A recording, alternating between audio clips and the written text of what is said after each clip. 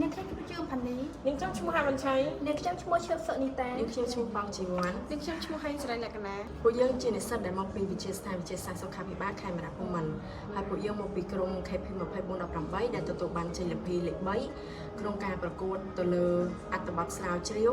ផ្នែកវិទ្យាសាស្ត្រសុខាភិបាលក្នុងការដណ្ដើមយកពានរង្វាន់កីឡាប្រាឆ្នាំ2024ក្នុងប្រធានបទដែលមានឈ្មោះថា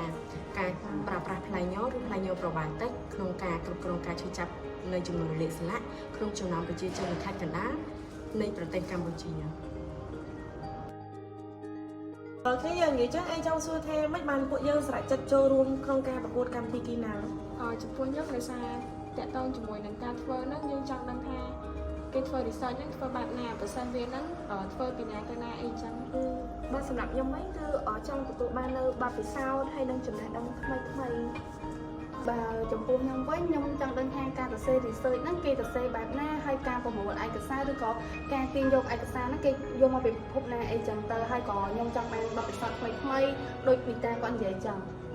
ចំពោះខ្ញុំនិងជីវ័នវិញពួកខ្ញុំធ្លាប់ចូលរួមប្រកួតម្ដងប៉ុន្តែពួកខ្ញុំទទួលបានបរាជ័យអញ្ចឹងនៅឆ្នាំ2024ពួកយើងក៏ដាក់ពាក្យចុះឈ្មោះប្រកួតភាសាទៀតហើយមូលហេតុដែលខ្ញុំចូលរួមការប្រកួតហ្នឹងទី1គឺខ្ញុំចង់សាកបងថាតើការប្រកួតហ្នឹងវាមិនអញ្ចឹងណាហើយទី2គឺខ្ញុំចង់ឆ្លងទៅលើខ្លួនឯងជីវ័នហ្នឹងរៀនខ្ញុំវិញគឺមូលហេតុដែលខ្ញុំចង់ចូលប្រកួតហ្នឹងដោយសារទី1ខ្ញុំចង់ដឹងពីដំណាក់កាលនៃការស្រាវជ្រាវថាវាមានដំណាក់កាលអីខ្លះហើយចង់ដឹងពីរបៀបនៃការសរសេរអត្ថបទស្រាវជ្រាវថាយើងត្រូវតែរៀបចំឯកសារអីខ្លះក្នុងការធ្វើអត្ថបទស្រាវជ្រាវនីមួយៗអញ្ចឹងហើយមួយទៀតគឺខ្ញុំចង់ដឹងពីបទពិសោធន៍នៃជីវិតរស់នៅជាក់ស្ដែងរបស់ប្រជាជនតាមរយៈការសម្ភាសន៍របស់ពួកយើងផ្ទាល់មួយវិញទៀតអ្នកទាំងអស់គ្នាខ្ញុំចង់សួរថាកំឡុងពេលដែលយើងធ្វើការស្រាវជ្រាវហ្នឹងគឺពួកយើងជួបប្រទះនៅបញ្ហាអីខ្លះបញ្ហាដែលជួបនៅពេលដែលធ្វើការ research ហ្នឹងគឺអំឡុងពេលដែលធ្វើ proposal submission ដោយសារតែពួកយើងថ្មីហ្មងណាអត់ដែលបានធ្វើការ research បែបជាសាស្ត្រចូលមកពីមុនទេហើយមួយវិញទៀតការសរសេររបស់ពួកយើងក៏នៅតែមានកម្រិតផងដែរហើយចឹងហើយពួកយើងអត់ដឹងថាគួរទៅសេពីណាទៅណាផ្ដោតមិនបញ្ចប់មិនដំណោះស្រាយហ្នឹងគឺតម្រូវឲ្យយើងអានឯកសារឲ្យបានច្រើនតាមរយៈយើងមើលតាម Google Scholar ឬក៏ PubMed ជាដើម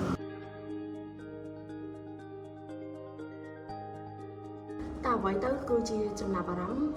កំឡុងពេលដែលយើងប្រកួតនិងក្រោយពេលដែលយើងប្រកួត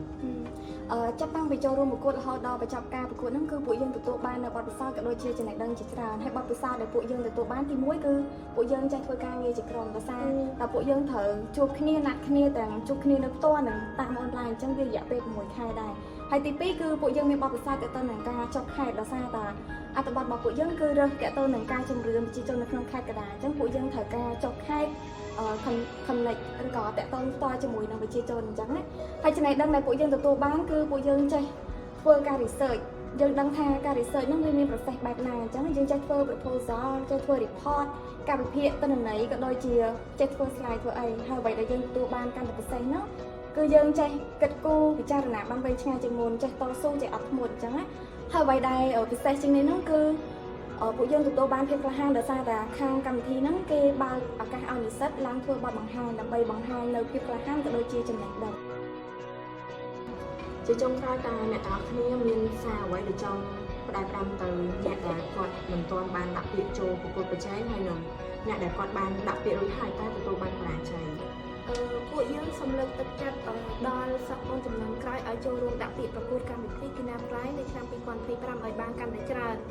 ហើយសូមក៏មានការភ័យខ្លាចចំពោះបរាជ័យពីព្រោះបើយើងជោគជ័យវាជាមោទនភាពមួយចំពោះខ្លួនឯងតែបើបរាជ័យក៏មិនជាបញ្ហាអីដែរសំខាន់យើងបានខំប្រឹងហើយយើងក៏ទទួលបាននៅបទពិសោធន៍ថ្មីចំណេះដឹងល្អទាក់ទងទៅនឹងការសរសេរអត្ថបទស្រាវជ្រាវហើយក៏សូមលើកទឹកចិត្តដល់អ្នកដែលបានដាក់ពាក្យប្រកួតហើយប៉ុន្តែទទួលបានបរាជ័យឲ្យគាត់ដាក់ពាក្យប្រឡងម្ដងទៀតដោយសារតែការបរាជ័យវាមិនជាចង់បញ្ចប់ទេតែវាធ្វើឲ្យយើងរីកចម្រើនជាងមុនហើយយើងក៏ទទួលបាននៅបទពិសោធន៍ល្អសម្រាប់រៀនសូត្រនិងពង្រឹងសមត្ថភាពឲ្យកាន់តែខ្លាំងជាងមុនបងសង្ឃឹមថាឆ្នាំក្រោយនឹងមានវត្តមានពួកបងប្អូនដាក់ពាក្យប្រកួតកម្មវិធីគីណាប្រៃឲ្យកាន់តែច្រើនចង់ផ្ដាំទៅអ្នកទាំងអស់គ្នាថារាល់បញ្ហាគឺតែងតែមានដំណោះស្រាយហើយចូលពុំខ្លាចក្នុងការសាកល្បងអ្វីដែលថ្មីបរាជ័យគឺជាស្ពានដែលនាំយើង ឆ្ពោះទៅកាន់ភាពជោគជ័យខ្ញុំសង្ឃឹមថាឆ្នាំ2025នេះខ្ញុំនឹងឃើញបងប្អូនជំនាន់ក្រោយចូលរួមក្នុងការប្រកួតប្រជែងកម្មវិធីគីណាប្រៃឲ្យបានកាន់តែច្រើនជាងមុនចា៎ សូមអរគុណសូមជម្រាបលាបាយបាយ